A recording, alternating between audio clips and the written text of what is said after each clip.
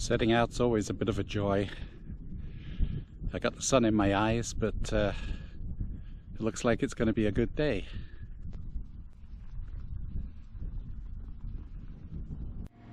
I'm heading north for a few days in northern Ontario. There's a road I have in mind to ride, and now that the Eldorado is running perfectly again, it's the perfect steed. But first I have to get there. Not that that's a great hardship. Most of the roads are peaceful and pleasant, and the leaves are just starting to turn.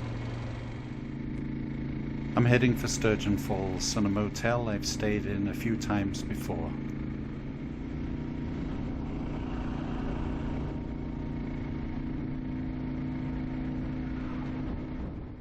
I stop along the Ottawa River to take a few pictures, then pull into a rest area for a short leg stretch, noticing that my right shin is liberally spotted with oil. No problem. That can wait until I'm at the motel in a couple of hours. These days people get paranoid about the slightest seep from their engine, but even a lower leg soaking spray is a trifling amount of oil, and in no danger of draining the sump. Throw an egg cup full of milk on the kitchen floor and you'll see what I mean. A tiny amount of liquid makes a heck of a mess. Well, I know it's awful stuff and I shouldn't use it. Sometimes when you're on the road, you gotta do what you gotta do. And since there's no Moto Guzzi dealer with a 1972 Eldorado rocker box gasket handy, I'll make do. And amazingly it works. No more leaks. Well, it's a chilly morning. There was frost on the bike cover this morning when I got up, and I've got just about everything I own on me. Long underwear underneath my jeans, underneath my chaps, underneath my rain pants, 3 or 4 layers on top, and it's still pretty cool. But hey, what's life without a little suffering? After a quick breakfast in Capreol, I'm heading north up the Moose Mountain Mine Road, heading for the Port Lance Road, which follows the Wanapitei River for much of the way. I've been up this way before on a different bike, and I remember it being an interesting challenge. It's about 135 kilometers of bush road to the paved road at Shining Tree. We're just passing kilometer 1.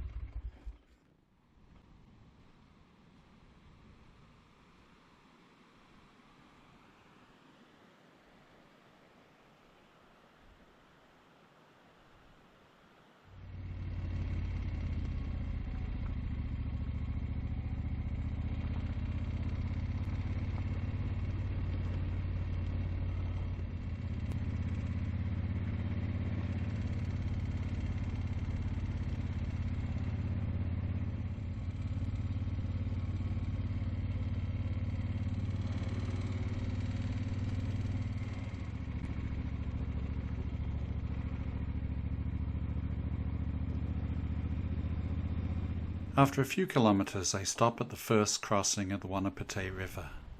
From now on, it'll be on my left most of the way.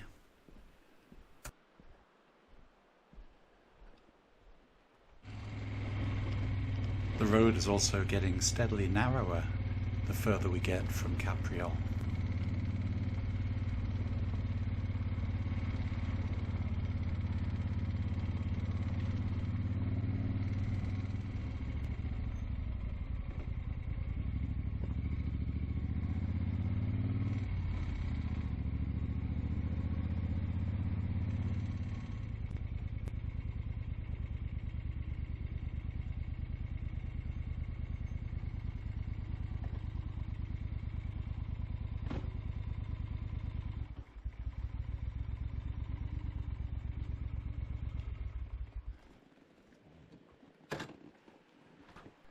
I pull over to take a photo of the rapids, but this could be a long day, as it isn't the only rapids I'll see.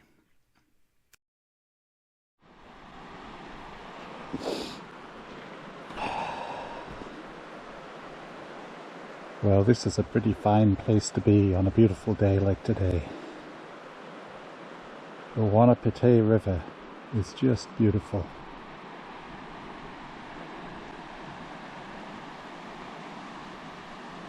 And a nice little road.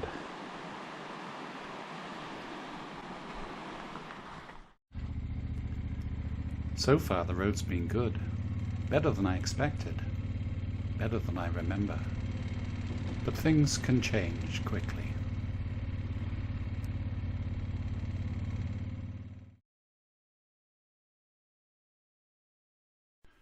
I stopped to see if I could drop my drone in the river, but astonishingly, despite my limited piloting skills, I did manage to get it up and down without serious trouble.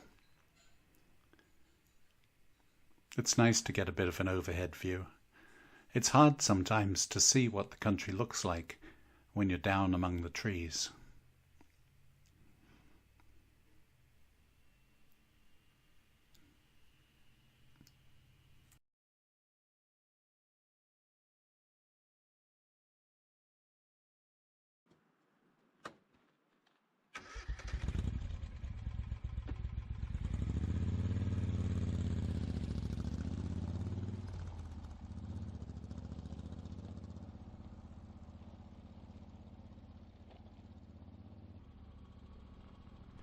It's all very well setting up a camera to take a ride-by shot, but when you're traveling alone, some poor sucker has to come back to pick up the camera.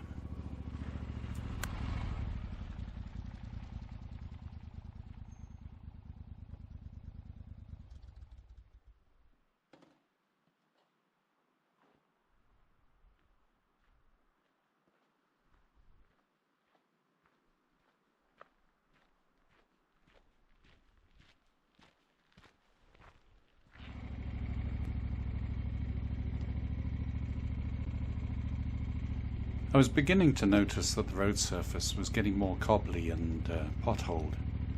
Nothing too bad yet, though.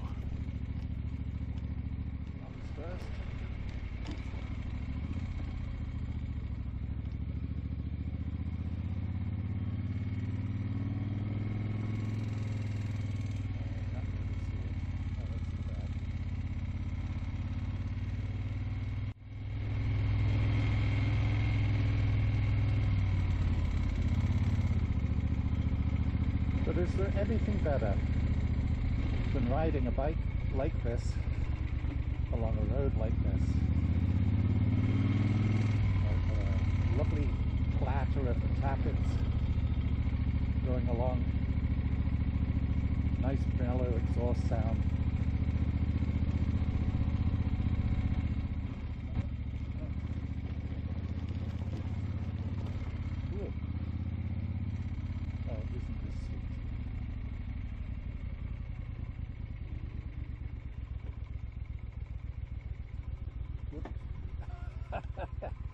Hey, this bridge has seen better days.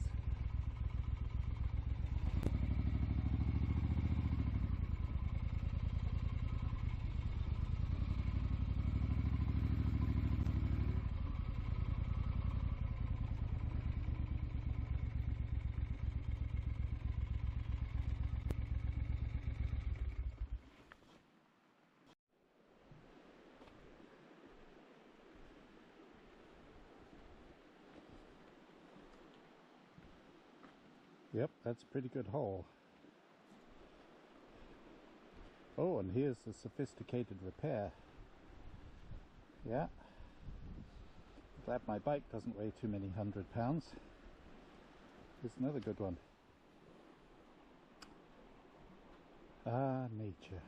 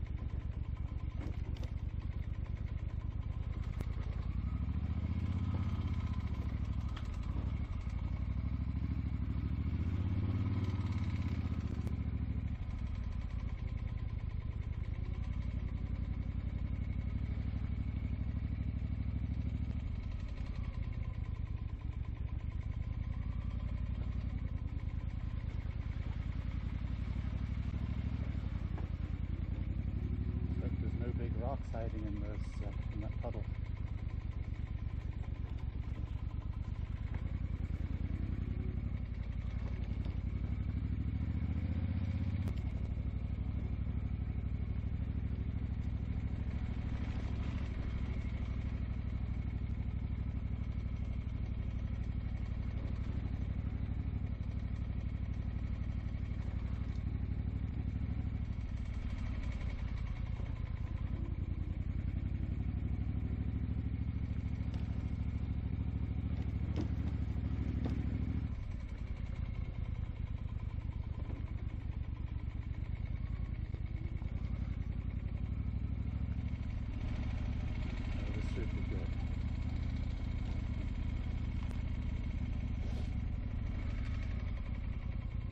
Wise man would have a look first.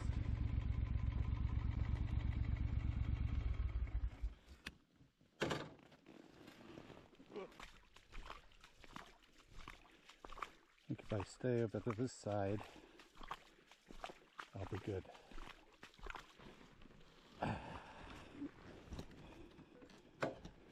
Okay. Wish me luck. Who are you talking to, Nick?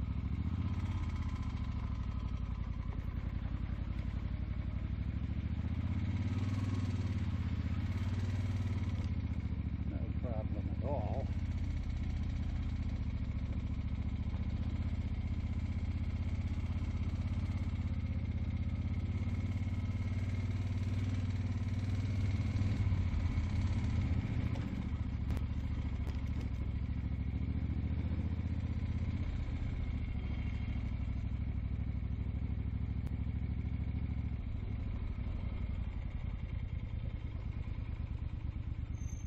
Good day. How's it going? Pretty good. How are you? Oh, I can't complain. Yeah, hunting. Yeah. Where are you off to? Going all the way up to Cartier? Oh, just up to Shining Tree and Yeah, right on. any old place. Yeah, yeah. Nice. Nice. Yeah. You got a camp, I guess, then, eh? Sorry? You got a camp up there? No, I'm from down by Kingston. Oh, fuck it. Long drive. Yeah, I like to get up here from time to time. Yeah, enjoy the weather. Yeah, well, good luck with the hunting. Yeah, thank you very much. Have a good rest of your trip there. You too, thanks.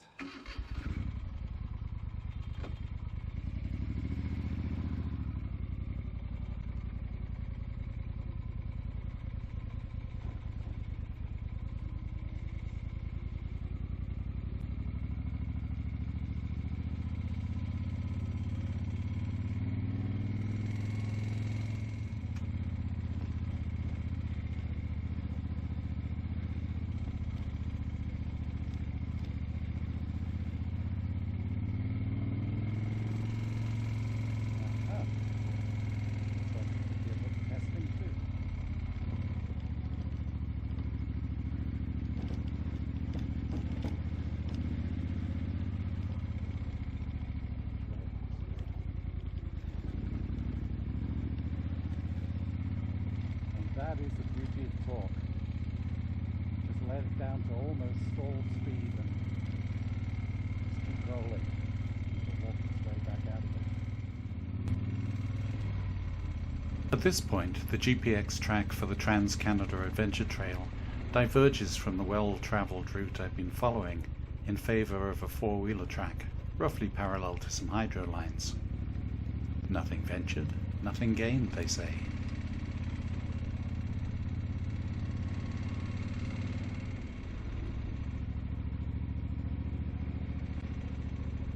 Yeah, maybe they want to get off that fall road onto something a little more rural like this. By this point, I was starting to wonder whether I was being entirely sensible. Alone, old bike, and I'm 73, not 37, and the track I'm on is well off the most heavily trafficked route.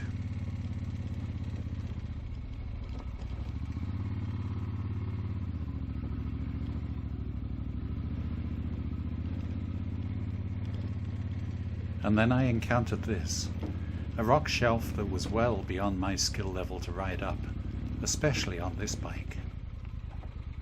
Fuck. My plan had been to walk the bike up, controlling it on the clutch and throttle, but that didn't work out too well. The camera doesn't show the steepness of the slope, and gravity has a way of being insistent if 500 pounds of bike with full camping gear gets out of control.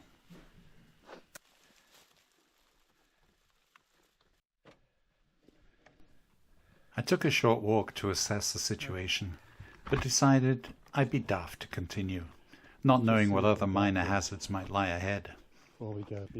I'll leave that to younger riders on less antiquated equipment.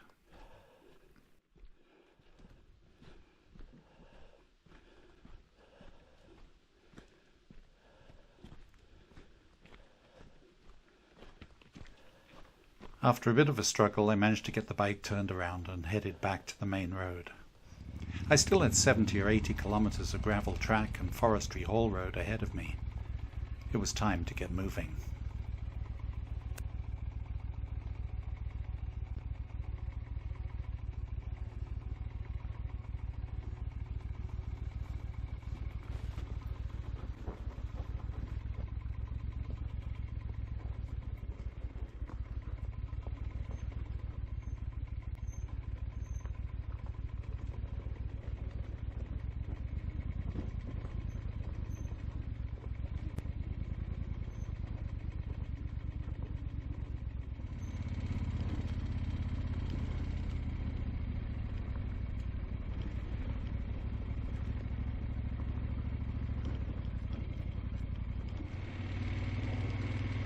These forestry roads are generally well maintained, and while the road surface is loose and you have to pay attention, there are fewer potholes and rocks, and inevitably your speed intends to increase.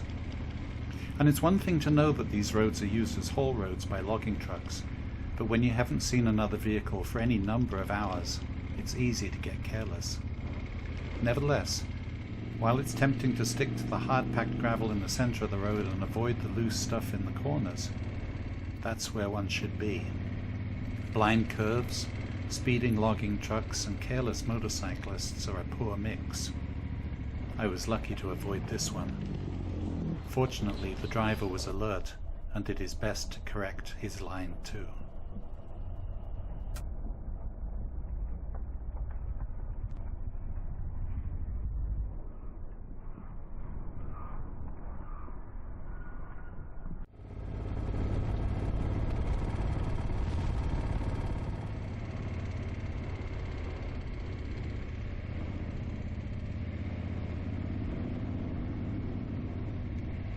After that little piece of excitement, I stayed vigilant, and although a few more trucks passed, there was always plenty of space.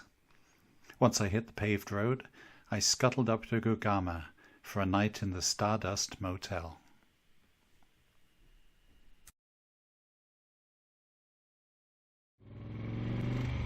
It was cold in the morning, not much above freezing, but with plenty of miles to cover there was no point hanging around in the vain hope that it would warm up. I'd ridden the road I'd planned on exploring. Now it was time to beat it for home before it got any colder.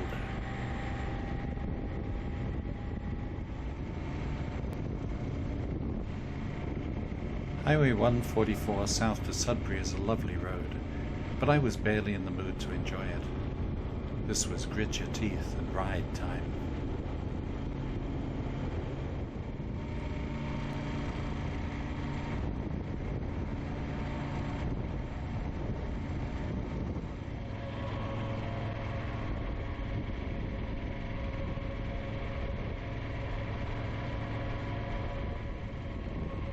I stopped twice to warm up, but even a big hot chocolate and a bowl of chili did little to warm me. Cutting east between Highway 69 and Highway 11, I did find some trees with a bit more colour, but I also found hard, cold rain and even some hail.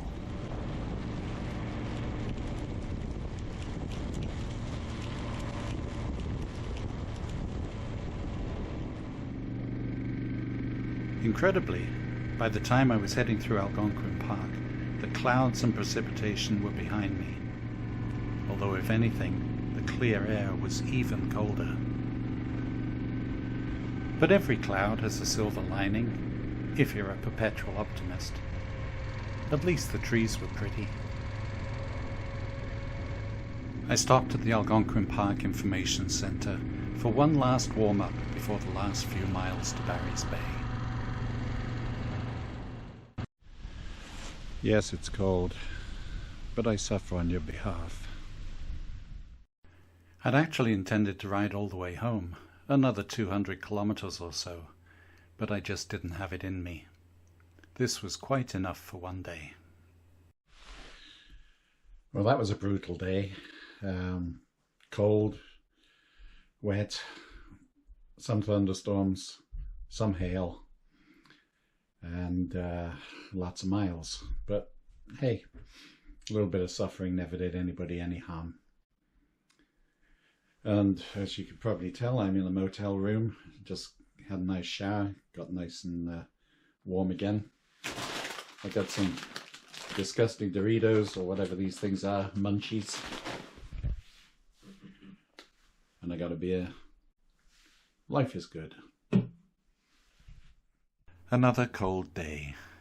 The Tim's coffee shop was torn apart for renovations, so I ploughed on without any breakfast, taking the Opiongo Road across to Highway 41. This is an old colonization road that was built in the mid-19th century to attract new settlers to the area. Parts were undergoing a rebuild, but when the gravel's like this, it may just as well be paved.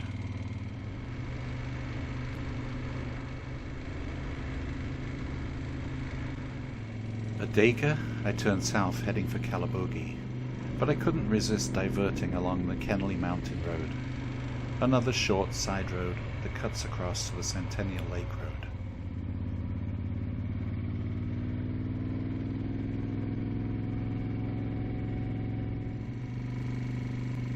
It's not particularly rough or testing, just a pleasant little byway that rarely gets used. I must have ridden this half a dozen times, and I don't think I've seen another vehicle on it yet.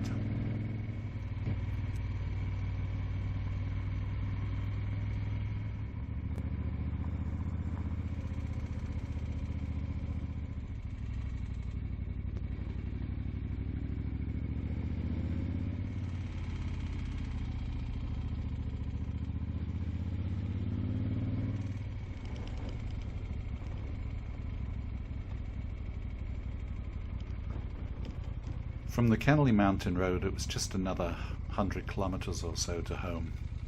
The temperature had warmed slightly, and the bike continued to run well. 4 days, almost 2,000 kilometers, an old bike, and plenty of backroad fun. Perfect.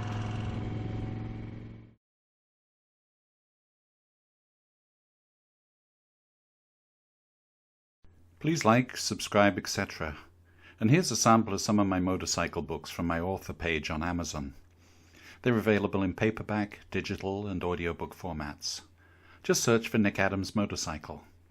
Just don't confuse me with some other Nick Adams who writes about politics. That emphatically is not me. Thanks for watching.